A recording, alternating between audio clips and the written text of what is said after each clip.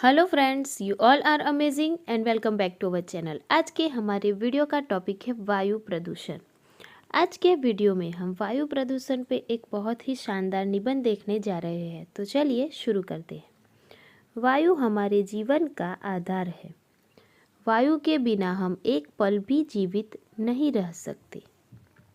अफसोस है कि आज मानव अपने जीवन के लिए परम आवश्यक हवा को अपने ही हाथों दूषित कर रहा है।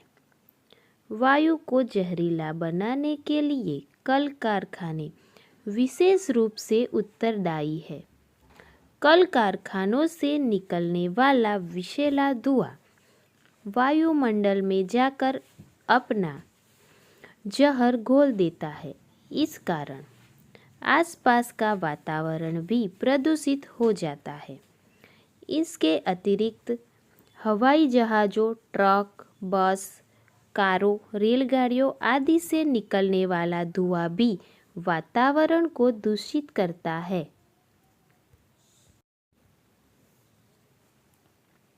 हालांकि इसका निर्माण मानव के श्रम और समय की बचत के लिए किया गया है।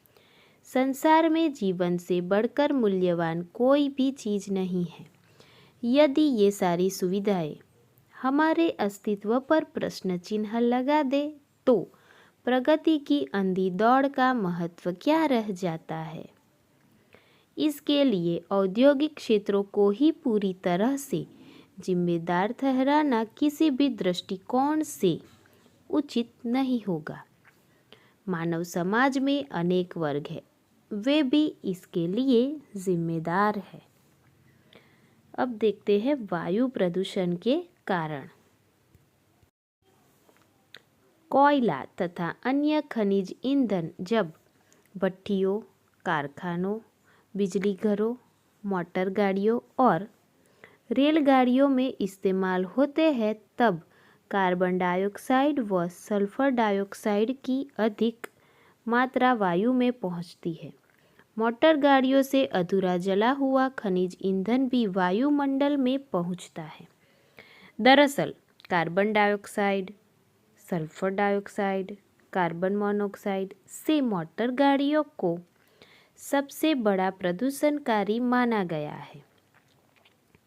औद्योगिक अवशिष्ट महानगरों में औद्योगिक क्षेत्र तथा बड़ी संख्या में कल कारखाने हैं। इन कारखानों में गंधक का अम्ल, हाइड्रोजन सल्फाइड, सीसा, पारा तथा अन्य रसायन उपयोग में लाए जाते हैं। इनमें रासायनिक कल कारखाने, तेल शोधक संयंत्र, उर्वरक, सीमेंट, चीनी, कांच, कागज इत्यादि के कारखाने शामिल हैं। इन कारखानों से निकलने वाले प्रदूषण कार्बन मोनोऑक्साइड, नाइट्रोजन ऑक्साइड, विभिन्न प्रकार के हाइड्रोकार्बन, धातु कण, विभिन्न फ्लोराइड, कभी कभी रेडियो सक्रिय पदार्थों के कण, कोयले तथा तरल ईंधनों के अज्वलनशील अंश वायुमंडल में प्रदूषक के रूप में पहुंचते रहते हैं। धातुकर्मी प्रक्रम। विभिन्न धातुकर्मी प्रक्रमों में से बड़ी मात्रा में धूल धुआं निकलते हैं।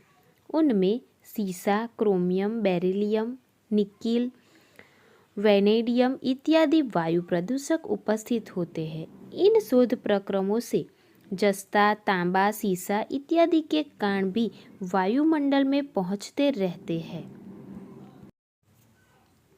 कृषि रसायन।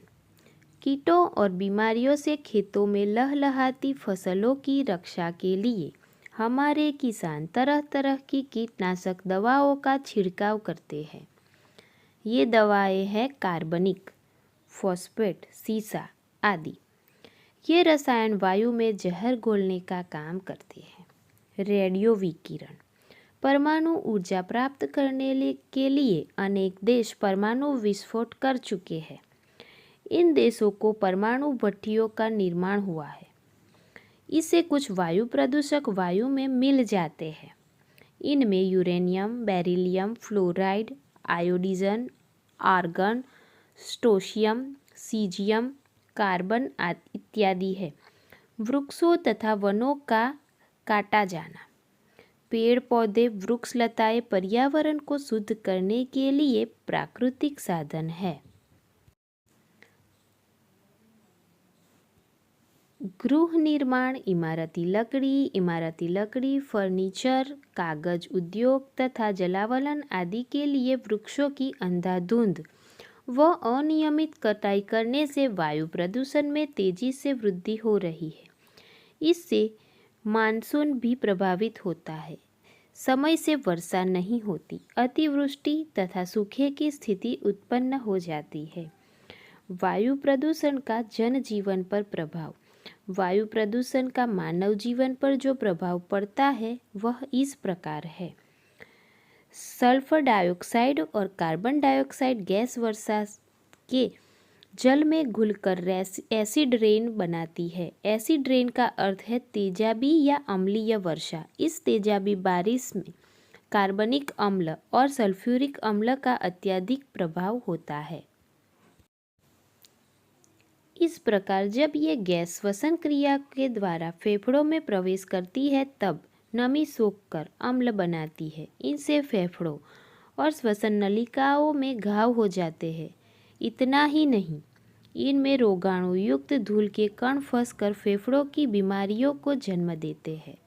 जब ये गैस पौधों की पत्तियों तक पहुंचती है तो पत्तियों को फ्लोरोफिल से नष्ट कर देती है। पौधों में पत्तियों का जो हरा रंग होता है वह क्लोरोफिल की उपस्थिति के कारण ही होता है। यह क्लोरोफिल ही पौधों के लिए भोजन तैयार करता है।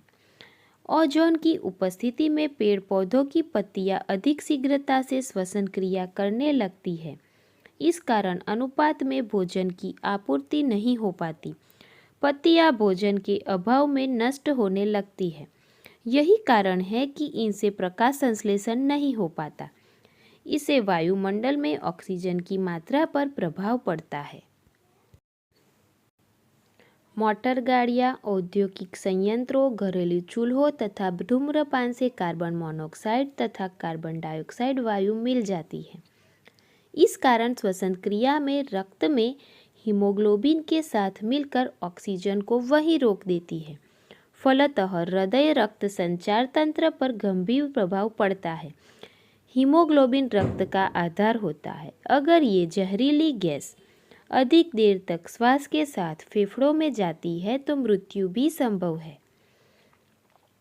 अवशिष्ट पदार्थों के जलने, रासायनिक औद्योगिकी चिमनियाँ तथा पेट्रोलियम के जलने से प्राप्त नाइट्रोजन के ऑक्साइड तथा कुछ कार्बनिक गैस प्रकाश की उपस्थिति में ओजोन तथा अन्य प्रदूषकों में बदल जाती है। इसके दुष्प्रभाव से आँखों से पानी निकलता है। श्वास लेने में कठिनाई महसूस होती है। वायुमंडल में कार्बन डाइऑक्साइड की अधिकता से श्वास में बाधा पड़ती है।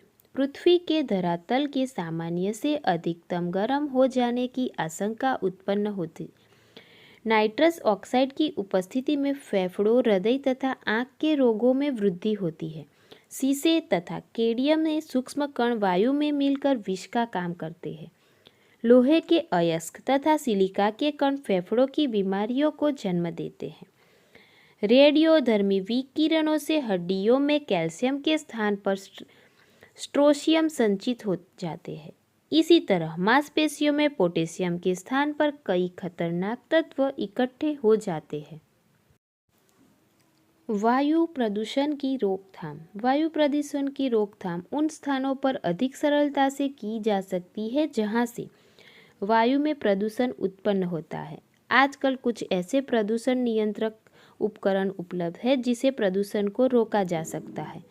विद्युत सिंथेटिक अवक्षेपक, फिल्टर आदि ऐसे उपकरण हैं जिन्हें औद्योगिक संयंत्रों में लगाकर वायु को प्रदूषित होने से बचाया जा सकता है। वर्तमान में वायु प्रदूषण पर नियंत्रण पाने के लिए निम्नलिखित उपाय संभव है।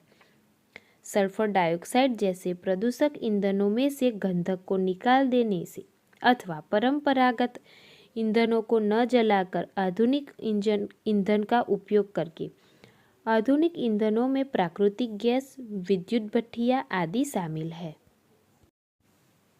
मोटर गाड़ियों से निकलने वाले प्रदूषकों को उत्प्रेरक परिवर्तक यंत्र लगाकर किया जा सकता है।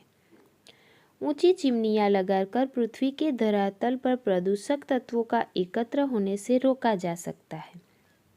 औद्योगिक संयंत्रों को आबादी से दूर स्थापित करके प्रदूषण निवारण संयंत्र लगाकर वायु प्रदूषण पर नियंत्रण किया जा सकता है। खाली और बेकार भूमि में अधिक जनसंख्या में वृक्षारोपण कर अधिक औद्योगिक क्षेत्रों से हरित पट्टी बनाकर काफ़ी हद तक वायु प्रदूषण को रोका जा सकता है। वैज्ञानिकों के मत अनुसार यदि जनसंख्या का 23% वन क्षेत्र हो तो वायु प्रदूषण से हानि नहीं पहुंचती। Thank you for watching.